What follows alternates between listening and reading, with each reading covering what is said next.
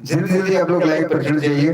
तो आइए शुरू करते हैं श्री हनुमान चालीसा का पाठ, और आप भी मेरे साथ हनुमान चालीसा का पाठ कीजिए।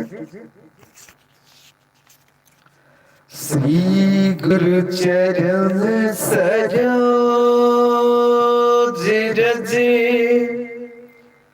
निज मन मुकुर सुधार, वरनौ रघुबर बिमल जसु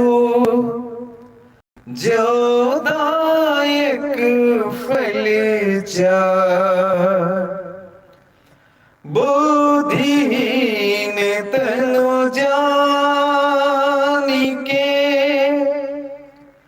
सुमिरो पवन कुमार,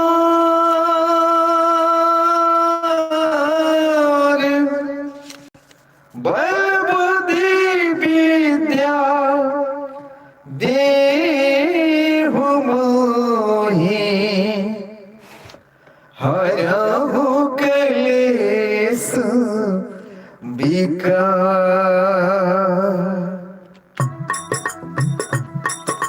जय हनुमान ज्ञान गुण सागर, जय कपीस तिहु लोक उजागर, रामदूत अतुलित बल धामा, अंजनी पुत्र पवन सुत नामा, महावीर विक्रम बजरंगी, कुमति निवार सुमति के संगी, कंचन वर्ण विराज सुवेशा, कानन कुंडल कुंचित केसा, हाथ वज्र ध्वजा विराजे, कांधे मूज जनेऊ साजे, शंकर सुवन केसरी नंदन।